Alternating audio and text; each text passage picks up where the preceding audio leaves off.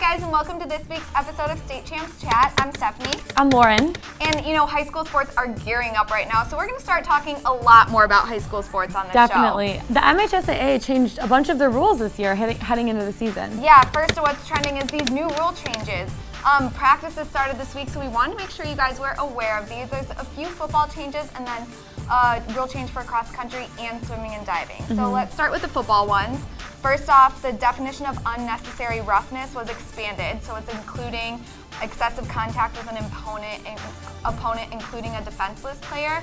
So that's good to be aware of. Also, grabbing a quarterback's face mask. It's not always going to be an automatic first down. They said if there's no twisting, pulling, or turning, it will be incidental and only result in a 5-yard penalty. That's huge because I'm sure there's a lot of first downs that have been called on that really affects the gameplay. Definitely. I mean, you even see it in college and professional football. Right. Sometimes they accidentally nick a helmet and. Yeah, that's a big one. And the last football rule change is an update from the 2014 rule change about having 4 players on each side of the kicker when ready for play is signaled. Now they can move after ready for play is signaled up to 5 yards. Only 5 yards, but they don't have to be stationary on the 4 players on each side of the kicker. So that's good to be aware of too. It is good. And for cross country, last year they started allowing jewelry and now headgear such as sunglasses and other things like that. They said like hoodies, maybe some hats. Are allowed, which is cool because it might impact how they run. Yeah, definitely. I mean, especially if it's really sunny out, you gotta run with some sunglasses on. And the final rule changes for swimming and diving, they're also now allowing jewelry. They said, you know what, it doesn't really affect gameplay, it can't really cause injury. So they're allowing that this year as well. A lot going on with the MHSAA, especially with a lot of concussion things going on this fall, so make sure to keep up to date with all of that. Definitely. Now it's time to talk about our athlete of the week, and this week it's just a preview looking forward. We had to pick Donnie Corley out of King. Yes. He is a player to watch this fall. He's going to be in our Mr. Football contest. For sure. Yeah, he doesn't know where he wants to go to college yet. A lot of offers. But he has a lot of offers from big name schools. Michigan State, Michigan, OSU, Tennessee, LSU, West Virginia, and Georgia. And he's kind of holding out. He said, the recruiting process has been a lot. It's exciting. But he hasn't decided yet. He's going to be part of a huge powerhouse at Kingman this year. We've talked about this a lot with all their transfers, but it's going to be quite the season for him. It will be a really, really exciting football season to watch, too. Yeah, definitely. Now it's time to talk about some hot topics. Speaking of football, we got to talk about it because it's amping up so much. I know we're going crazy already in these couple weeks leading up to football season.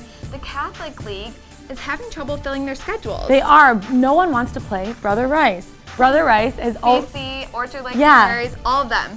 I know Brother Rice has a couple of scheduled games out of state. Yeah, for they first have couple games. Their first 3 games are out of state teams.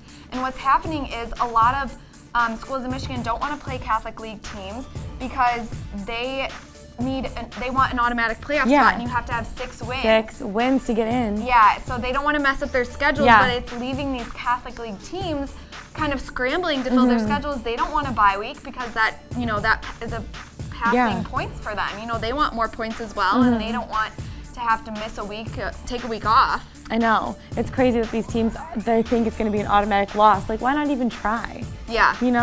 But I think for these teams, it gives them better playoff experience. If these are teams that are consistently making the playoffs, why wouldn't you want your team to be a little bit more prepared and see the type of performance that they're going to see in playoff games? I know. And by the time they get to the playoff games, they'll be better practice. Exactly. They'll know what to expect, and I think that they'd be more successful. Yeah, maybe they don't want to obviously fill their schedule with Catholic League teams, but I think that it shouldn't be this big of an issue. I think they should still want to play the Catholic League teams for the sake of the competition. I think so too.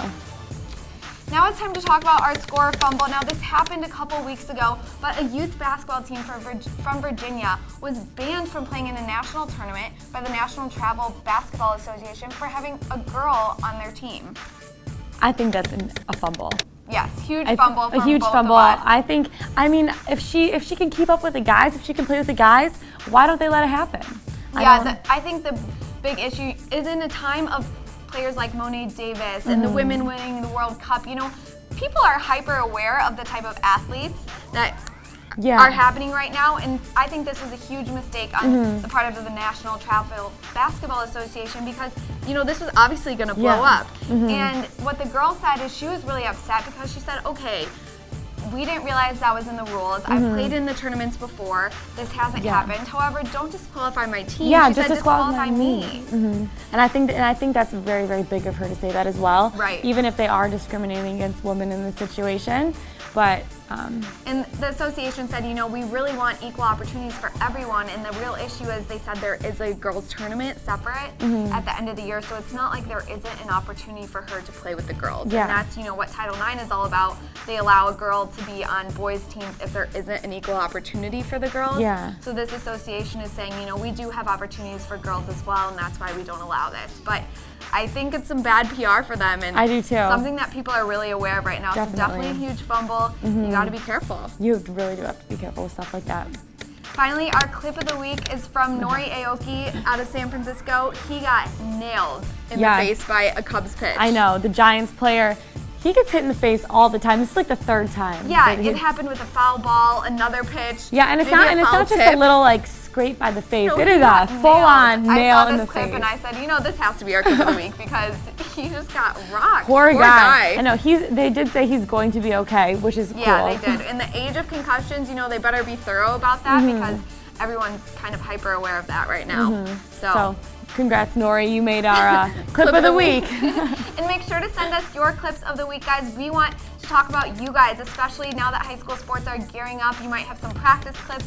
Tweet at us. Let us know what you want us to talk about because this is your show and we are here for you guys. And as always, make sure to tune into State Champs starting Sunday, August 30th. I will be hosting with Lauren on Fox Sports Detroit, and Lauren will be hosting State Champs Extra Point on WXYZ on Sundays as well starting August 30th. So that's going to be awesome. Make sure to tune in. We're so excited to get high school sports season underway. And as always, thanks for tuning in and we'll see you next time. Bye.